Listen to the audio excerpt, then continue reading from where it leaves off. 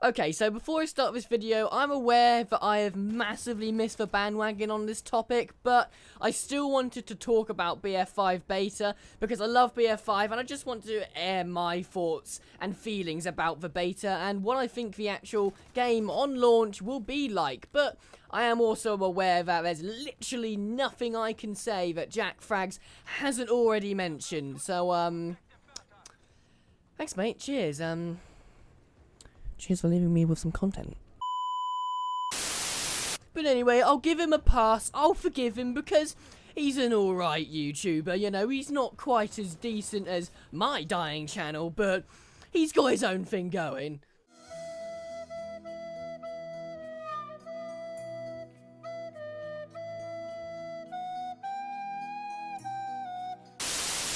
So I want to start off by saying how surprised I was about the BF5 beta, because I want to be hyped for BF5 and I want to love the game, but before the beta I hadn't had a chance to play the alpha. I hadn't seen a lot of gameplay that really gave me a good idea as to what this game was like, and there wasn't a lot of updates or news from EA or DICE, so it was the case of, well, I know they're trying to make it very different to BF1. But I loved BF1, and BF1 was probably one of my favourite FPS shooters in recent years. So if they deviate too much from BF1, am I going to enjoy this game as much as I loved, you know, BF1, which really made me fall in love with the Battlefield franchise? So I was a little bit skeptical, I'm gonna be honest. So I thought I'm gonna have to play the beta just so I can, you know, get a feel for what this game is about. And I played a good few days of that beta, put loads of hours into it, as many as I could, and I absolutely loved every second of it. I managed to play it on the PS4. I'm more of a PC player when it comes to Battlefield because my console aim is shit. But I'm about ready to put my PC in an old people's home, so it really couldn't play BF5. So I had to play it on PS4 just to see what it was like, and I was very impressed. I was very surprised. It is very different from BF1, but I think after playing it, I absolutely love the direction they're going in. And I think once they iron out some of the problems at launch, we're going to have a really good BF game here.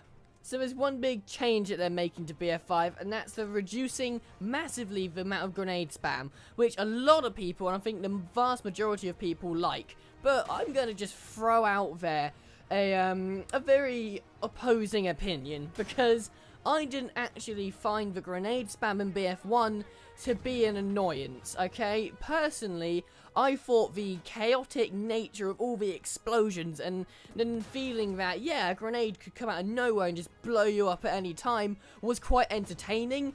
Because if you think about it, real-life war, and I'm aware that, you know, Battlefield is nowhere near to real-life war, but it does try and, or to an extent, simulate war. In real-life war, it is chaotic and it is very uncertain. And having grenades and, you know, explosives fly out of nowhere, one, it can create some awesome, you know, moments when everything's exploding around you and somehow you survive, and you're like, oh my god, I survived that. But also, it just gives that uncertainty of war, and it gives that chaos of war that I quite enjoyed. So personally, I quite enjoyed the grenade spam, which I know no one's going to agree with me. They're just going to call me an absolute spaz and completely disregard that point, which is fair enough, okay? Now, I've got no problem with them getting rid of the grenade spam. In fact, I do agree with a lot of people where it says it makes a lot more skill-based gameplay and it makes the game, on the whole, more enjoyable. So I was just gonna, you know, throw that idea out there. I don't particularly mind the grenade spam going. I think it's a good direction to go in, but I don't particularly think it was a huge problem in BF1. A lot of people will say differently, I know. So moving on to the attrition idea, and the attrition I think is a really good idea, to be honest, and it's something that I haven't actually experienced in an FPS shooter like this before. It did have some problems in the beta, in the sense that you had to run to an ammo bay or a medical bay to get your stuff straight off the bat, so when you spawn, you're not automatically thinking, okay, I need to capture some points. It's, shit, I need to find an ammo bay or I'm screwed, because you literally did spawn with about 2 mags of ammo. So at times that was annoying, but DICE have recently said in a dev blog that they have reworked that, and in the launch version of the game we'll be spawning with more ammo, and I do believe a medical pouch as well. So you'll spawn in with everything you need to get right into the action, but obviously it won't feed it to you. You've got a little bit more ammo, you've got a medic pouch, but after about 5-10 minutes, if you're still alive, you're going to have to go grab one. So attrition is still there, and it's still a part of the game, and I do think that it's a very good part of the game. It makes you much more aware of your ammo and your health, but it was a bit, you know, ridiculous in the beta. You had to go out of your way, and you were doing more runs to the ammo or medical bay than anything else, I do believe. It's nice that they're balancing that attrition, because I think it's going to make the game more enjoyable but challenging at the same time. One major problem I had with the beta, though, is the weapon upgrades, and I know Jack Frags has, and every other YouTuber, to be honest, has already covered this point loads, but I want to cover it myself and basically repeat what they said, because the weapon upgrades, they don't offer any downside to them. It's like, and I know this has been an upgrade that so many people have had a problem with. What the fuck are fast bullets? What the hell? You're just upgrading. It's pretty early on you can get this upgrade as well. You grab this upgrade and it just makes your weapon, you know, a lot faster at its rate of fire. What? No. That shouldn't be an upgrade, because if I've got the same gun but I don't quite have the upgrade, or I haven't unlocked the upgrade yet, if we're in a, you know, a pretty fair battle, you're going to win every time because you've got fast bullets. That is bullshit, my friend. Fast bullets wouldn't be so much of an issue if the upgrade had a downside as well. You can't just add upgrades to a gun without having some sort of trade-off. You're going to have to balance your gun to suit your playstyle, because if I have a fully upgraded gun that's just OP as fuck, and then a new player comes in with just the bog standard same gun but no upgrades, they're going to get absolutely wrecked and they're not going to want to play. And it's always a shame when games do this, because you want to build your player base, you want to bring new players in, but the amount of players that will come into this game and just get absolutely wrecked constantly because they're trying to learn a game, but they're also trying to learn a game against massively OP weapons, that's just not great for business, I don't think. So, and I know a lot of people have had a problem with this, and I know DICE are reworking that a little bit. I'm not sure how they're reworking it, but I do believe they're reworking the upgrade system and maybe adding some, you know, trade-offs to the upgrades. As long as it's changed somehow, though, I don't mind. As long as we're not just doing straight-up upgrades, you know, because in that case, I'll just fucking, you know, add health every time I level up, and eventually I'll have so much health, I'll be a fucking bullet sponge, you know? It just doesn't work like that, and it shouldn't work like that. So with BF5, there is also going to be a 2-year DLC, like, progression pack, which is going to be released for free over the next 2 years after release. Which, EA, are you feeling okay? You're not leeching money out of your customers? Fucking hell.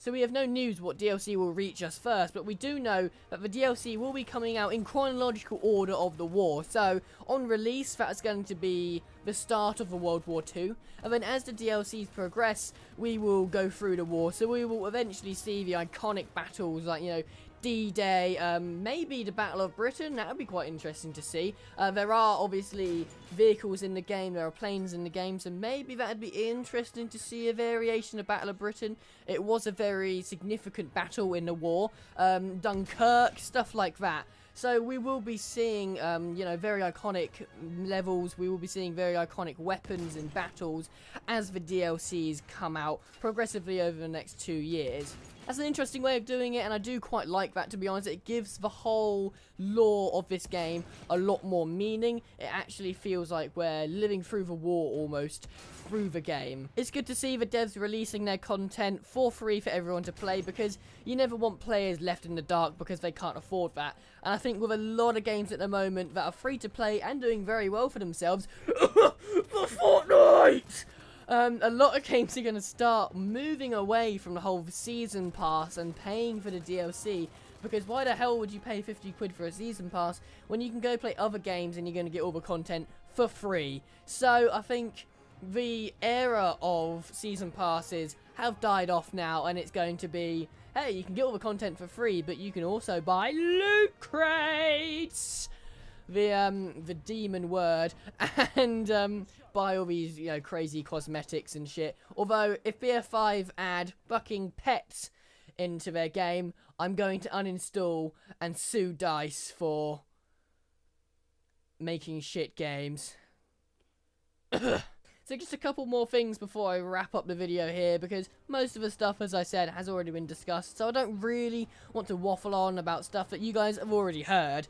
But the BF5 single player mode is going to be another War Stories kind of thing, which War Stories in BF1 was an interesting way to do it. The only thing that I didn't like about it was throughout like the COD campaigns and stuff, you get attached to characters, and then it's actually sad when they die, or you actually care about their story. With the War Stories, it's interesting because you get to follow a lot of different people throughout the war and experience a lot of different aspects of the war, which are like that, but you don't really get attached to the characters, do you? And if any of the characters die, you don't give a shit. You don't really care about that story, to be honest. It's more of just we're going to drop in, we're going to watch a bit of this, experience a bit of this, and then we're going to fuck off. So, I mean, the single player has never been a huge part of Battlefield. It's, you know, predominantly a multiplayer dominated game.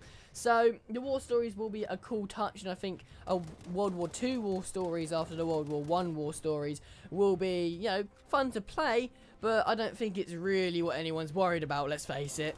And of course, the one point that everyone's been talking about, the Firestorm Battle Royale mode. Now, I love Battle Royale, you know, just as much as the next guy. I love Battle Royale. I've got hundreds of hours on PUBG. I'm a PUBG sweat, okay? Love me some Battle Royale. I'll fucking fap to Battle Royale, mate. But I do think Battle Royale is becoming very saturated now. And this happens with every good game genre, every good game franchise. They just saturate it to shit until it's all crap. We've got the Call of Duty Black Ops 4 Blackout Battle Royale. Now, they've actually done a really good job. I've seen some gameplay, I've played a little bit of it, and it's really enjoyable. There are some problems with it, but as a standalone Battle Royale mode, that's really successful when they're doing it right.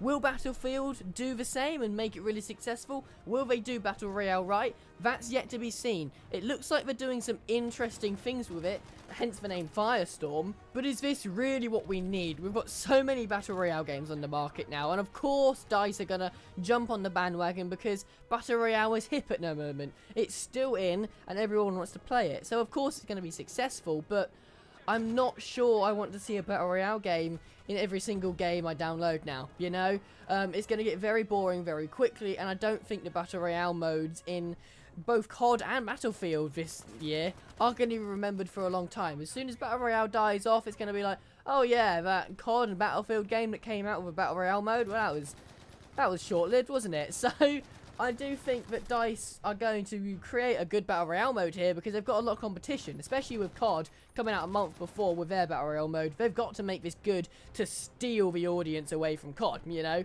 Can they do that? It's yet to be seen. So I do think they're going to put a lot of effort into making it good, but we're yet to see a lot of information, a lot of gameplay, so we'll see. I'm not sure I want it, but I'll still play it regardless because I do love a bit of Battle Royale. So that's pretty much all I wanted to talk about in this video. I know everything I said has already been said before, but I still wanted to show my love for this game, show my passion for this game, and talk about it a little bit on a video. So thank you very much for watching. If you enjoyed, be sure to like, share, and subscribe. It helps me out a bunch. And until next time, I shall say, good.